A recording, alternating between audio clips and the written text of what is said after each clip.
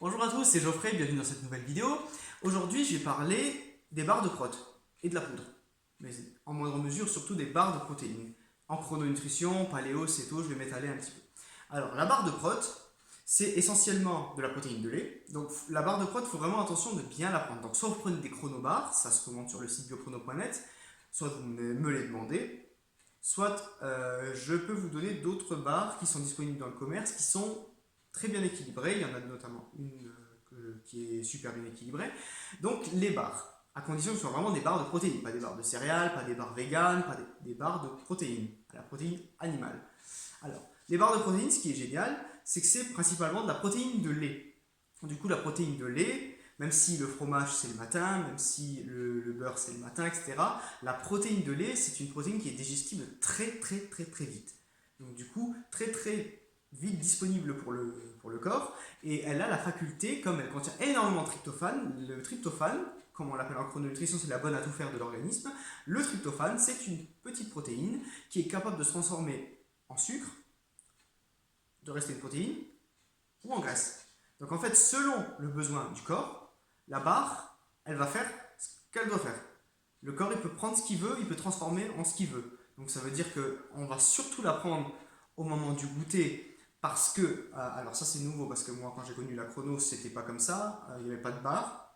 Mais, alors j'étais un petit peu contre, mais c'est vrai que c'est pas mal dans certains cas, c'est pratique et ça aide énormément pour les fringales, notamment en goûter, pour nous empêcher de manger énormément de sucre. Au stade où on est en paléo ou en céto, on s'embête plus parce qu'on enlève complètement le sucre. Mais en stade chrononutrition, surtout au démarrage.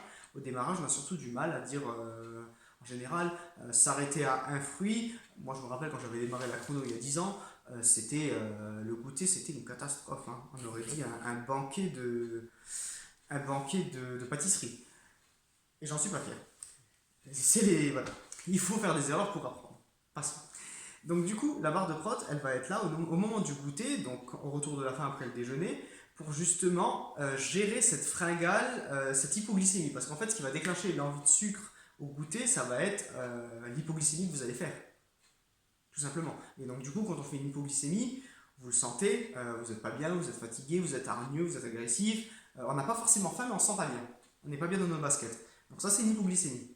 Alors quand on est hypoglycémique, j'en sais quelque chose, quand on est hypoglycémique, on le vit très mal. D'où le fait de vouloir partir sur un paléo ou un céto diet après pour enlever tous les sucres, parce qu'après là on se sent beaucoup mieux. Mais pour ceux qui supportent, en chrononutrition, on laisse les sucres. Et les sucres, il ne va pas falloir les augmenter. Donc au goûter, quand on dit un oléagineux avec un fruit, c'est pas 4 fruits, c'est pas 5 fruits, c'est pas une salade de fruits, un saladier gigantesque, c'est un fruit de taille moyenne. Une pomme, un kiwi, une clémentine, plus le fruit sera petit, mieux ce sera. Il va falloir qu'il y aura un apport de sucre, mais qui soit très limité. Donc du coup, pour avoir un goûter un peu plus conséquent, on a rajouté une barre de protéines qui est capable en plus de gérer la fringale comme le corps en a besoin. Voilà. Donc la barre de protéines, elle est utile au moment du goûter. S'il n'y a pas de sucre dedans, elle est quand même utile au moment du matin si vous n'avez pas assez mangé. À midi, pour les enfants qui sont à la cantine et qui n'ont pas accès à leur dose de protéines respectable alors qu'ils sont en pleine croissance, on peut leur donner des barres de protéines avec. C'est bien aussi. Par contre, pour ceux qui sont en paléo diet ou au régime cétogène, alors, régime paléo ou régime cétogène. Alors, régime paléo, c'est pas trop grave, on va dire, parce qu'on continue à manger des glucides par-ci par-là. Par contre, si vous faites une cétose, faites attention, la barre de protéines risque de vous couper la cétose, parce que la protéine, par une néoglucogénèse, redonne du sucre. Je referme la parenthèse. Si vous avez des questions, vous m'enverrez un mail. Donc du coup, en chrono, la barre est très utile à tous les moments de la journée, surtout au niveau de la nuit. Donc je rebondis sur ce que j'avais dit sur une autre vidéo, j'étais habillé avec ce t-shirt il me semble, pour le poisson. Quand le poisson est très utile pour le soir, il faut en manger le soir. Si on ne peut pas manger le soir du poisson, on peut manger de temps en temps de la viande blanche, mais c'est pas super. Alors, ce qu'on peut faire le soir, si ça suffit, on peut manger tout simplement à la place du poisson, ou à la place de la viande blanche, on peut manger une barre de protéines. Alors, parce que la barre de protéines, en fait, on peut la manger à n'importe quelle heure de la journée et de la nuit, puisque c'est que des faux sucres qu'il y a dedans. C'est que c'est pas du xylitol, c'est du. Je sais plus, c'est des oligopolysaccharides, mais je ne vais pas rentrer dans les détails. Mais en fait, ce qui est génial avec la barre, c'est qu'elle est digestible très vite, aussi vite que le poisson, on va dire, même plus. Et surtout, elle apporte pas de graisse, elle va pas altérer le cycle du cortisol en fait. Donc du coup, ça va être un apport qu'on peut avoir à n'importe quel moment de la journée sans problème, petite fringale, etc. Voilà. Donc du coup, la barre en chrono à prendre normalement au goûter, on peut la prendre quand on veut. Au goûter, c'est la plus efficace parce que du coup, elle va gérer la fringale et elle va empêcher de manger n'importe quoi. Paléo, les protéines, bien sûr, on peut en manger plus. En paléo, c'est beaucoup moins grave de manger des protéines qu'en cétogène parce qu'en paléo, déjà, on fait moins attention à l'apport de glucides. On enlève les féculents, on garde quand même des fruits à basse teneur en glucides, on garde quand même certains légumes, on garde quand même pas mal de choses en paléo. Le paléo, ça va être plutôt, pour ceux qui ne connaissent pas, paléo, c'est plutôt manger avant l'invention de l'agriculture. Donc du coup, c'est un peu le même principe que le régime chrononutrition, type chrononutrition, sauf qu'on va enlever les produits laitiers, on va enlever toutes les graines et tout ce qui existait. On va manger comme le chasseur-cueilleur, c'est-à-dire œufs, viande, poisson, avec légumes et fruits très peu sucrés. Et aussi fruits très peu sucrés et des huiles. Voilà, c'est ce qu'on va manger en paléo. Donc c'est plutôt une façon, une philosophie de vivre que la chrononutrition ou un régime cétogène qui se base vraiment sur les besoins. Parce qu'un régime cétogène, on va consommer des produits laitiers. On va quand même consommer du beurre, du ghee et à très haute dose.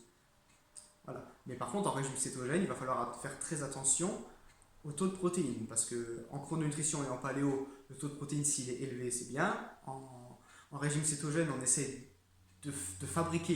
on essaie de créer des corps cétoniques et bien sûr de les utiliser dans le cycle de Krebs dans les cellules. C'est le plus important. Donc, si vous avez le moindre écart de glycémie, si vous avez la glycémie qui fait un petit saut, les corps cétoniques, comme ils ne peuvent pas exister dans le même milieu avec une haute insuline, ils redescendent aussi sec. Voilà, donc c'est déjà une autre histoire niveau cétogène, c'est pour ça que je ne vais pas m'étaler dessus. Voilà. Donc la barre que je vous ai dit en début de vidéo, que je voulais vous parler, ça s'appelle Spring Food. Voilà, c'est la barre Spring Food. Alors celle-là, protéine bar, elle est au goût cookie dough, c'est la plus simple, c'est la classique. Elle est très bonne. Il y en a aussi goût brownie, il y en a double chocolat, il y en a avec des noisettes, avec de la noix de coco, blablabla. Moi j'aime bien celle-là parce qu'elle est classique, parce qu'elle est simple, parce qu'il n'y a pas trop d'ingrédients dedans et qu'elle est clean.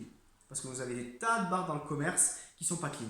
Je vous mettrai le lien Amazon. En plus, il y a toujours des promos sur les barres. Je mettrai le lien d'Amazon en dessous dans la description. Vous avez normalement la barre là fait 2,50 €. La barre là fait 2,50 €, il y a 60 grammes. Donc oui, c'est un peu cher, mais on n'est pas obligé de manger tout le temps. Moi, j'en mange pas tout le temps. Je la prends toujours dans la poche ou pour aller au sport. Alors, quand je ne suis pas dans cette dose. Donc 2,50 €, ça vous fait 10 € pratiquement les 4 barres. Il me semble que sur Amazon, vous avez le paquet de 12 à 24 €. Au lieu qu'il soit à 30 €, vous économisez 6 €. Voilà. Ou 5, vous économisez 2 barres. Alors, je vous mettrai le lien en dessous. Donc voilà, je crois que j'ai tout dit. J'espère que vous avez aimé la vidéo. J'espère que j'étais assez précis sur les points au niveau de la barre de protéines. Si vous voulez m'envoyer un mail, geoffrey.fadi@laposte.net, c'est marqué juste en dessous dans la description. Ou laissez-moi un commentaire, j'y répondrai si c'est une question qui n'est pas trop débordante. Voilà, je vous souhaite une bonne soirée. Ciao, ciao.